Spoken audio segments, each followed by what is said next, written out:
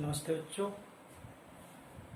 मैं आज की क्लास में आप सबको भारतीय राजनीतिक विचारक के अंतर्गत मैं मनु नामक चैप्टर से आपको मनु के द्वारा संकल्पित राज्य व्यवस्था का अध्ययन कराएंगे और उसके बारे में बताएंगे कि मनु ने किस प्रकार के राजा की संकल्पना की है, किस प्रकार के राजा की कल्पना की है और राजा के अंतर्गत कौन से गुण को उसने संजोया है, कौन से उसके कार्यक्षेत्र हैं।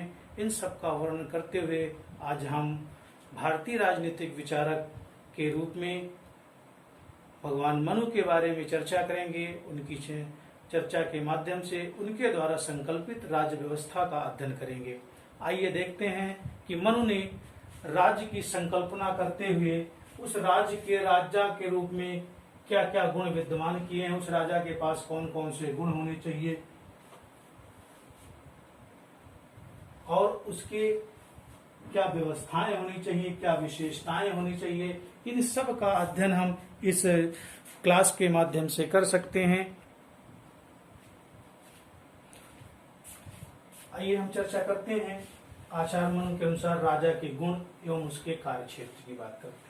जब राजा के गुण के कार्यक्षेत्रों की बात राजा के गुण के बात करें तो राजा के अंदर जो शासक हो, जो राजा है, वो शासक के अंदर क्या क्या गुण होने चाहिए, क्या क्या विद्वता होनी चाहिए, उसका हम क्रमवार से अध्ययन करेंगे और आप सबको बताएंगे कि राजा के अंदर कौन कौन से गुण होना भी आवश्यक है।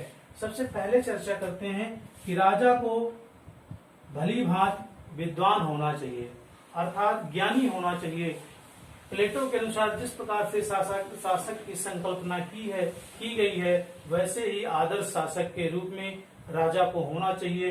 क्योंकि अगर राजा ज्ञानी है, विद्वान है, तो वो शासन जैसी व्यवस्था को बहुत ही आसानी से, बहुत ही सकुशल तरीके से उसका संचालन कर सकता है। अगर राजा ज्ञानी नहीं, ज्ञानहीन है, तो वो शासन व्यवस्था को संचालित करने में उचित व्यवस्था नहीं बना पाएगा, क्योंकि उसे ज्ञान का अनुभव नहीं होगा, उसे शासन का अनुभव नहीं होगा।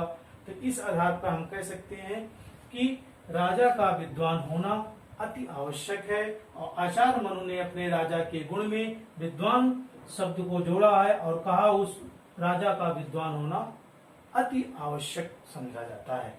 अब आइए अगले क्रम में हम चर्चा करते हैं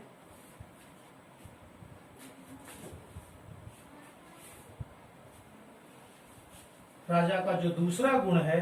दूसरे गुण को रूप में हम देखते हैं और वो है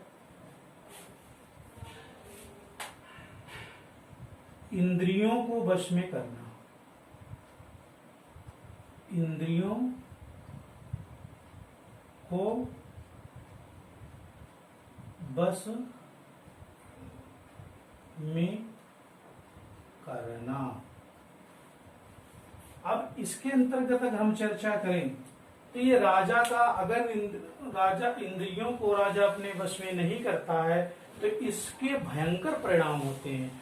चाहे हम व्यभिचारिता के क्षेत्र में कहें, चाहे अय्याशी के क्षेत्र में कहें, या फिर भ्रष्टता के क्षेत्र में कहें, अर्थात इंद्रियां जो हैं राजा के वश में होनी चाहिए, तभी जाके वो शासन व्यवस्था को बहुत उचित और सरल तरीके से, सुव्यवस्थित ढंग से संचालन कर सकता है।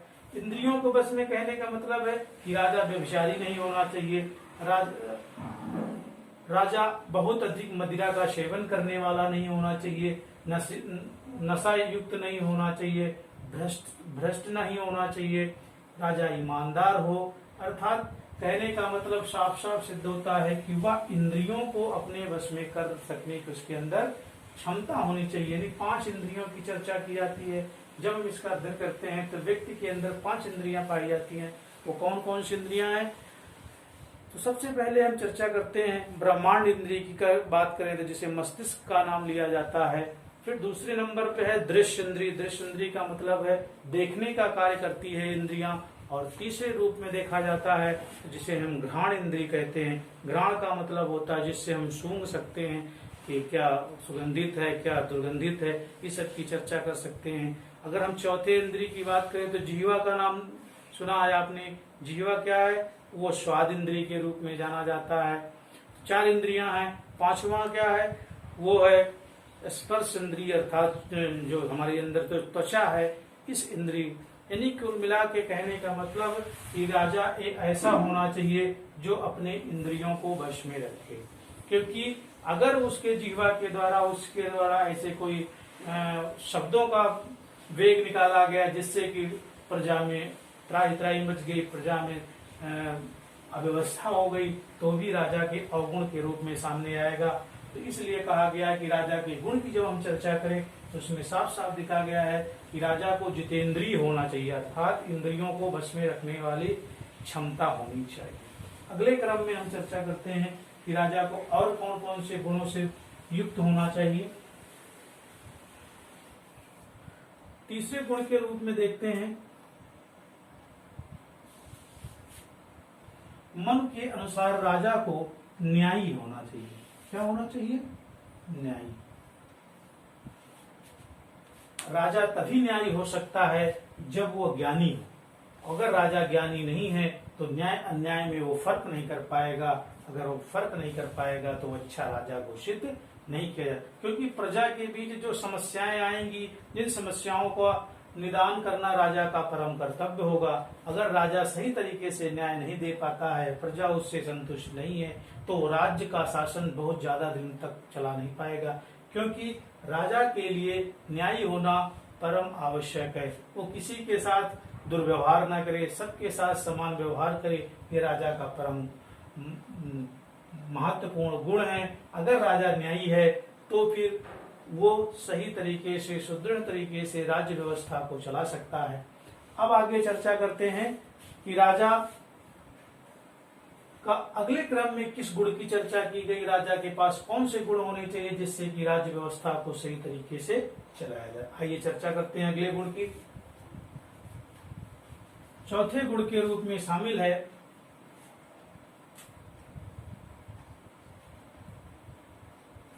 ज्ञानी होना।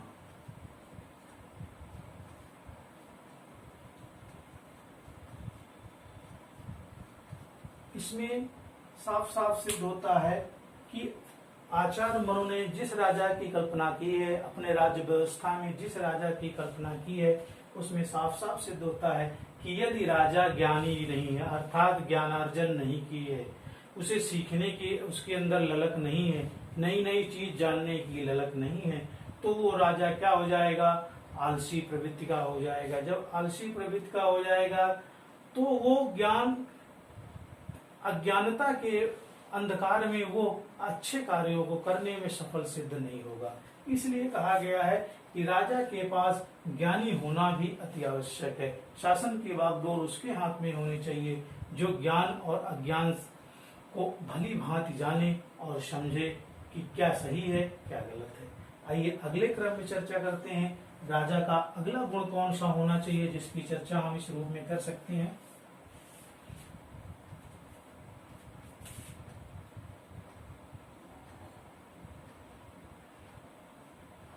विधि का ज्ञाता। विधि का ज्ञाता।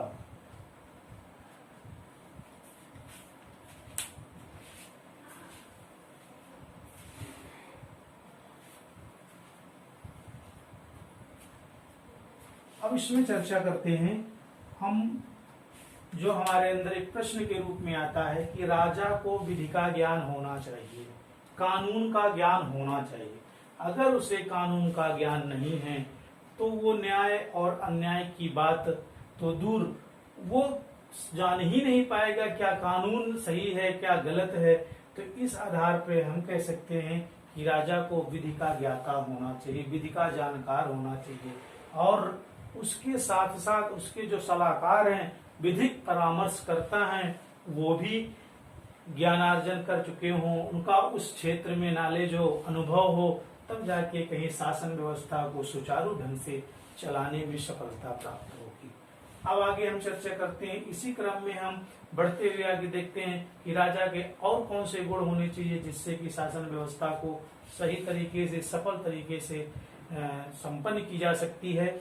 अगले क्रम में देखते हैं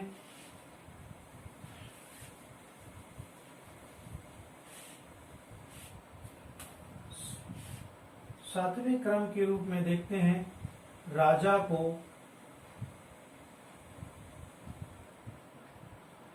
वेदों का ज्ञान होना चाहिए। वेदों का ज्ञान होना चाहिए।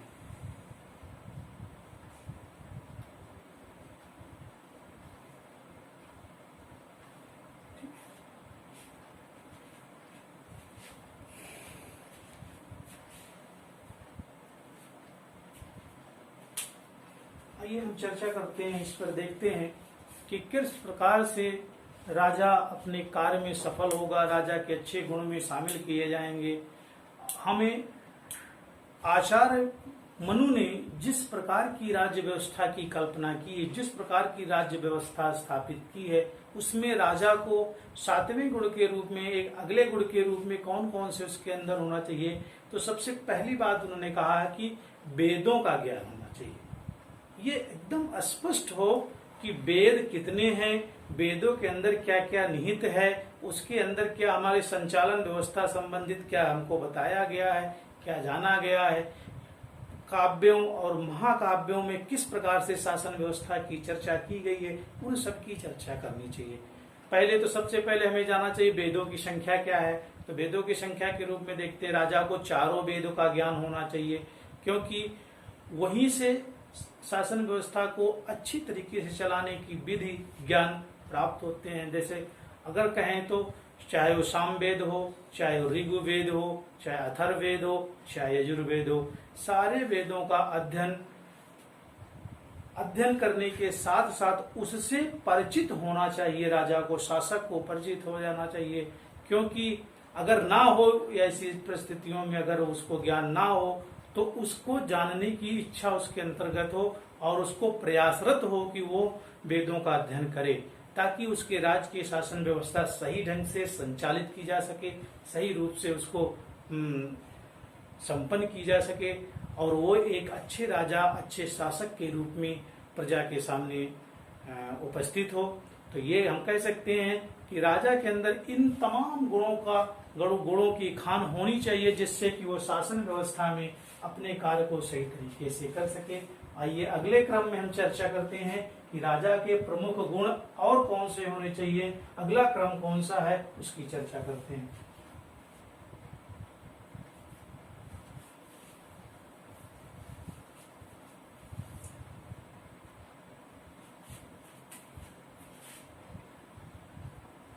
आठवें रूप में देखते हैं, राजा को व्यवहारिक होना चाहिए। कैसा होना चाहिए? व्यवहारिक या फिर व्यवहार कुशल। व्यवहार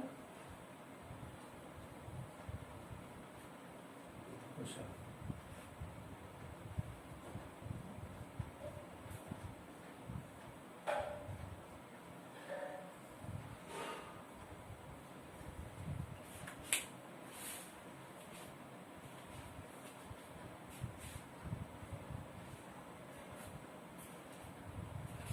जब हम चर्चा करें राजा के अगले गुण की चर्चा करते हैं तो देखते हैं कि राजा को व्यवहारिक या व्यवहार कुशल होना चाहिए। अगर राजा व्यवहारिक नहीं है, व्यवहार कुशल नहीं है, तो वो लोकप्रिय नहीं हो सकता, जनता का प्रिय नहीं हो सकता।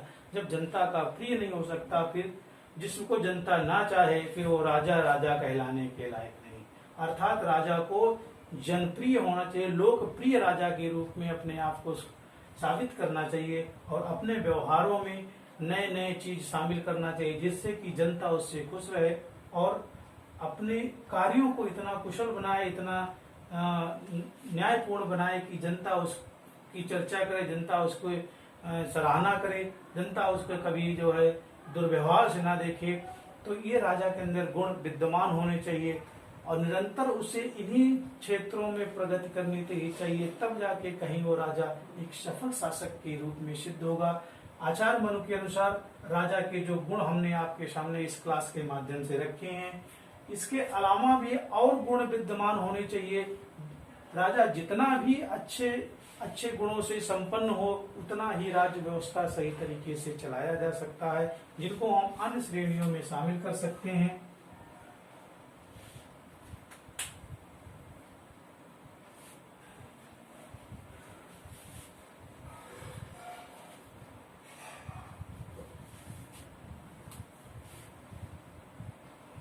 अगर इसकी हम चर्चा करें,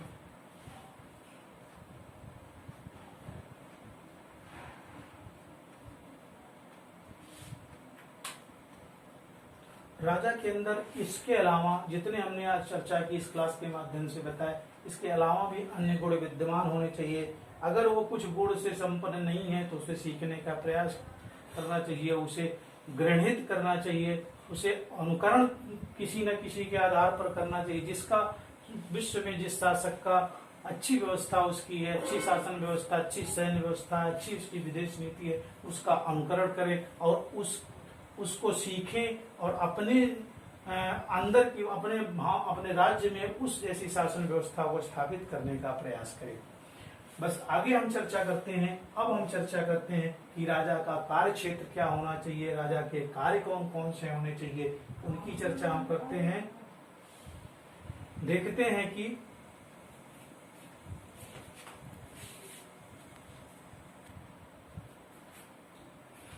आइए हम चर्चा करते हैं बच्चों। आज हम अगले स्टेप में हम चर्चा करते हैं कि राजा के कौन कौन से कार्य होने चाहिए, राजा का कार्य क्षेत्र क्या होना चाहिए, किस प्रकार से राजा कार्य करे जिससे कि जनता सुखी हो, जनता को खुशहाली प्राप्त हो। तो इस क्रम में अगर हम देखें तो राजा के कार्य क्षेत्र का वर्णन हम निम्न रूपों में कर सकते हैं। जैसे इसको हम क्रम और एक पर क्रमबद्धता तरीके से आपके सामने इस क्लास के माध्यम से लाएंगे। पहला कार्य उसका होना चाहिए जो है प्रजा की रक्षा करना, प्रजा की रक्षा करना।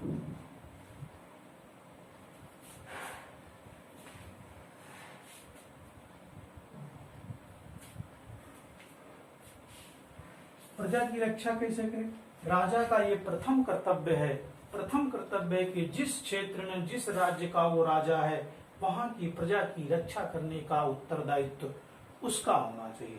अगर प्रजा पर कोई संकट आता है तो सबसे पहले राजा को उस संकट का सामना करना चाहिए, तब जाके प्रजा का नंबर आना चाहिए। क्योंकि राजा प्रजा है तो राजा है, प्रजा नहीं तो राजा का कोई अस्तित्व नहीं है। इसलिए हम कह सकते हैं कि प्रजा की रक्षा करना राजा का परम कर्तव्य है, उसका पहला कर्तव्य है और उस कर्तव्य को उसे बखूबी निभाना चाहिए। आचार्य मनु ने जिस राजा की कल्पना की है उसमें राजा प्रजा की रक्षा करने वाला होना चाहिए। अगले क्रम में हम देखते हैं कि राजा के अगला कर्तव्य राजा का क्या होना चाहिए।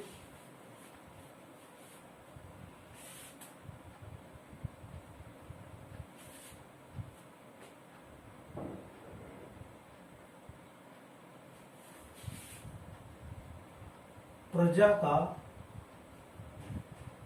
पालक। राजा का दूसरा कर्तव्य दूसरा कार्य क्षेत्र उसका क्या है कि प्रजा की रक्षा के साथ साथ प्रजा को पालन करने की भी जिम्मेदारी राजा की हो। अगर प्रजा भूखे मर रही है तो राजा को पेट भरने का कोई अधिकार नहीं। अर्थात प्रजा के पालन पोषण की भी जिम्मेदारी राजा की सिद्ध होती है। क्योंकि प्रजा के द्वारा जो कर टैक्स दिया जाता है, जो कर दिया जाता है, उससे राजा खुद उसका वहन करता है, राजा उसका प्रयोग करता है। तो उसकी जिम्मेदारी बनती है कि अगर प्रजा कभी या किसी क्षेत्र में अगर भूखे मर रही है, वहां पर सूखा है, अकाल है, तो ऐसी परिस्थितियों से निपटने के लिए राजा उनके लिए उचित प्रबंध करे, तब जाके कहीं राज्य की व्यवस्था सुचारू ढंग से चलाई जा सकती है। आचार्य मनु ने जिस प्रकार की राजा की कल्पना की है उस राजा को प्रजा का पालक भी होना चाहिए, प्रजा के पालक के साथ साथ प्रजा का रक्षा करने वाला होना चाहिए। अब अगले क्रम में देखते हैं कि राजा के कार्य क्षेत्र कौन से हैं।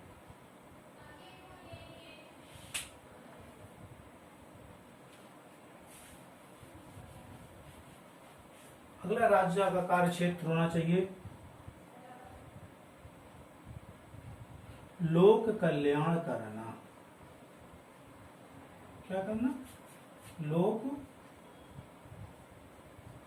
कल्याण करना।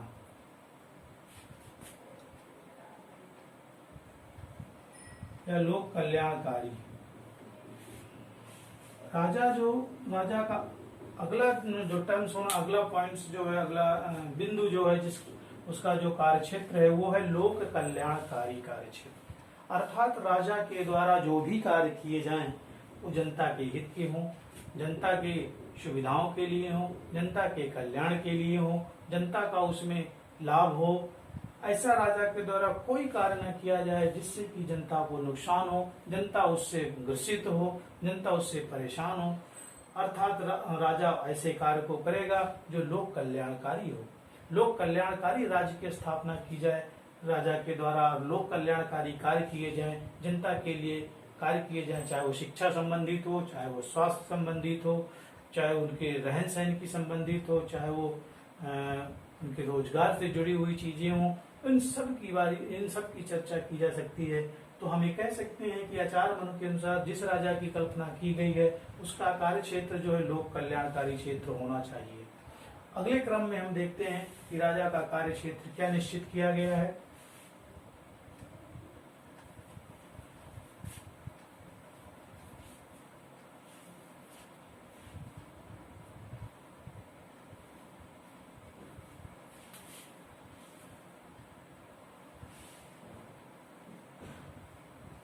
प्रशासनिक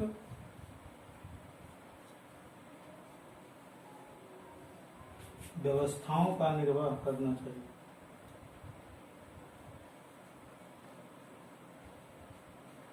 व्यवस्था का निर्वाह करने वाला, निर्वाह करने वाला।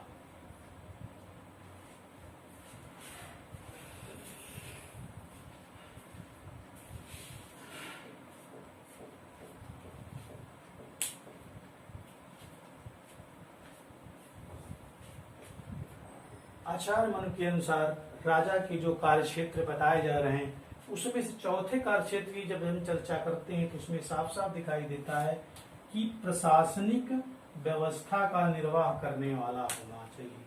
अर्थात राजा ऐसा होना चाहिए जो प्रशासन को सही तरीके से चला सके, उचित व्यवस्था कर सके, जनता के हित का कार्य कर सके, जनता की बातों को सुने, उसकी समस्याओं को देखे, उनकी क्या आवश्यकताएं हैं उसका ध्यान दे, उनकी आवश्यकताओं की पूर्ति करे, तब जाके प्रशासनिक व्यवस्था सही तरीके से कारगर सिद्ध होगी।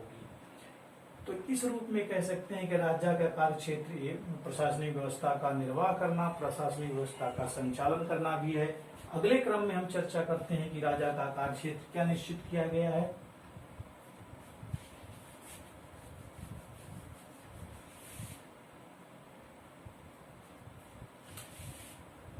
पांचवें कार्य क्षेत्र के रूप में है अर्थव्यवस्था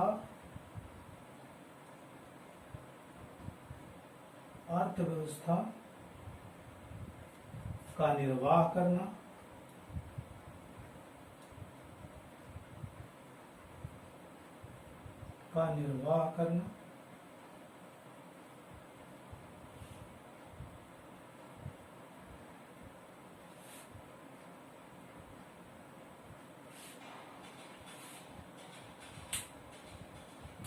साथ ही साथ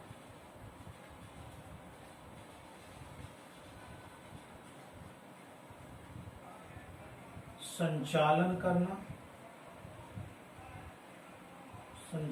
करना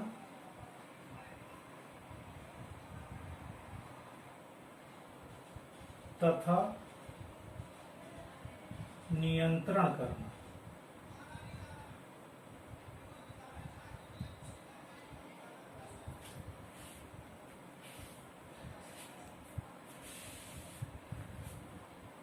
इसके रूप में हम देख सकते हैं, जान सकते हैं कि अर्थव्यवस्था का निर्वाह करना, अर्थात कह सकते हैं कि राजा का ये प्रथम कार्य क्षेत्र होना, राजा का ये भी कार्य क्षेत्र होना चाहिए कि वो अर्थव्यवस्था का संचालन करे, अर्थव्यवस्था का निर्वाह करे और साथ ही साथ उस पर नियंत्रण बना के रखे। अर्थात कितना इनकम हो रही है और कितना खर्च हो रहा है, खर्च किस मद में हो रहा है, सही जगह प्रयोग उसका हो रहा है कि नहीं हो रहा है, कहीं ऐसा तो नहीं हमारी इनकम से बे जो है ज्यादा हो रहा है, तो राज्य व्यवस्था को भी सही तरीके से हम चलना नहीं सकते, उस पर नियंत्रण भी रहना चाहिए। अर्थात सही जगह पर उस रुपए का खर्च अर्थव्यवस्था को लगाया जाए, और जो कर के द्वारा रुपए प्राप्त हो, पूंजी प्राप्त हो, वो देखा जाए कि हमारे कोष में पैसा अधिक आ रहा है, पैसा आ रहा है कि नहीं रहा, जितना हमारा खर्च हो रहा है उतना आ रहा है कि नहीं रहा, तो कोष को भी नियंत्रित करें, उसके द्वारा जो फिजूल खर्च है उन पर भी नियंत्रण रखा जाए, और उस व्यवस्था का अर्थव्यवस्था में जो पूंजी लगाई जाए सही मद में लग रहा है कि नहीं लगा, इस सब का ध्यान राजा का होना चाहिए, तब जाके कहीं संचालन व्यवस्था सही तरीके से कारगर सिद्ध होगी। अगले क्रम में हम चर्चा करते हैं कि राजा का अगला कार्य क्षेत्र क्या होना चाहिए।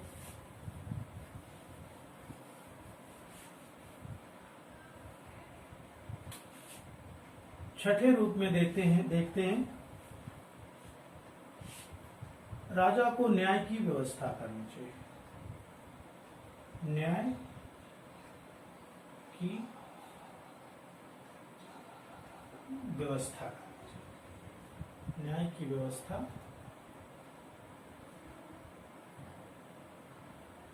करनी चाहिए।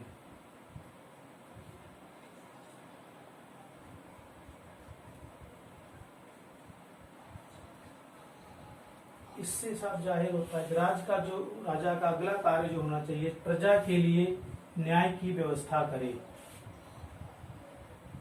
उसे प्रजा की समस्याओं को सुने, प्रजा की जो समस्याएं हैं उनका निदान करे, चाहे वो राज दरबार लगाए या फिर न्यायिक व्यवस्था अपनी स्थापित करे, किसी न किसी माध्यम से जनता से रूबरू हो, जनता की समस्याओं को सुने, उसकी समस्याओं का निदान करे, उसे न्याय प्रदान करे, जिससे कि जनता खुश रह सके। अगर जनता को न्याय नहीं मिल रहा है, अन्यायी लोग ज्यादा प्रबलशाली होते जा रहे हैं, गरीब जो कमजोर लोग हैं उनको न्याय प्राप्त नहीं हो रहा है, तो राजा का शासन ज्यादा दिन तक संचालित नहीं हो सकता, राजा ज्यादा दिन तक राज्य नहीं कर सकता।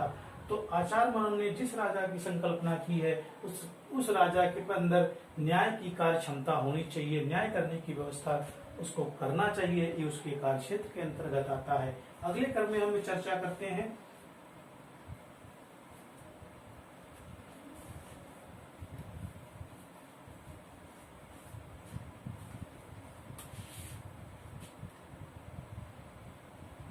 परराष्ट्र संबंध। परराष्ट्र संबंध का संचालन।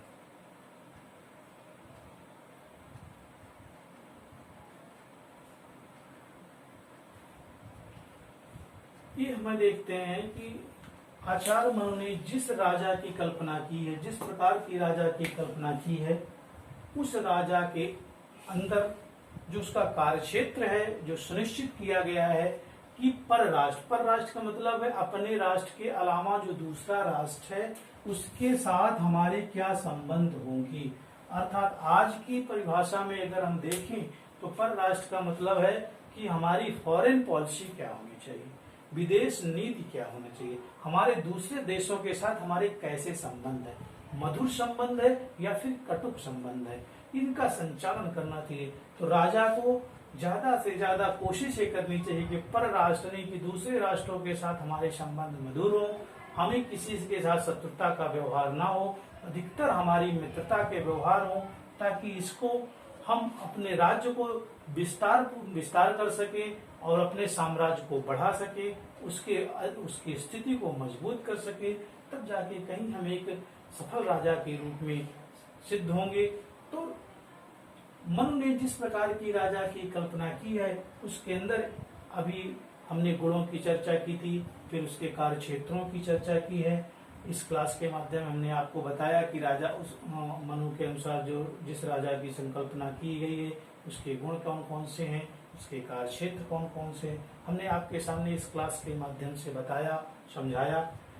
और अगले क्रम में इसी क्रम में आगे हम बढ़ते हैं और देखते हैं कि इन कार्य क्षेत्र के अलावा भी कुछ कार्य ऐसे हैं जिसको राजा द्वारा संपादित किए जाते हैं, उसको करने चाहिए, जो अन्य कार्यों की श्रेणी में उनको रखा गया है।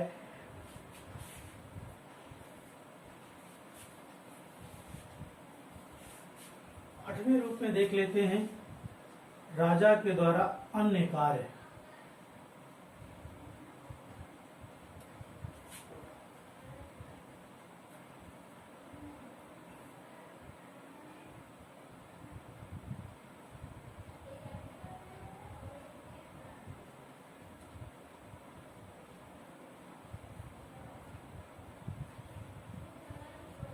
अन्य कार्य की जब हम चर्चा करें तो इससे साफ जाएगा, तो जितने हमने कार्यों की चर्चा की, जितने कार्य की हमने उल्लेख किया है, उसके अलावा जो छूट गए हों, जिनकी चर्चा नहीं हो पाई है, उन कार्यों को शामिल किया गया है कि राजा के द्वारा उन कार्यों का भी उल्लेख करना चाहिए, राजा उन कार्यों को भी पूर्ति करे जो जनता के लिए आवश्यक हैं, जनता के लिए उपयोगी हैं। उन कार्यों को भी राजा अपने कार्य क्षेत्र में शामिल करे और उनके विकास हेतु नए नए संकल्प, नए नए तरीके इस्तेमाल करें, नई नई विधियां इस्तेमाल करें, नए नए तकनीक इस्तेमाल करें, जिससे कि वहां की प्रजा का समुचित विकास हो सके। तो हम आज के इस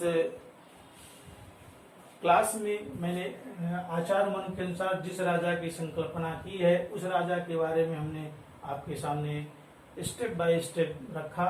हमें उम्मीद है कि आपको समझ में आया होगा। अगले क्लास में हम फिर एक नए तथ्य के साथ, एक नए टॉपिक के साथ आपके सामने उपस्थित होते हैं। तब तक के लिए धन्यवाद।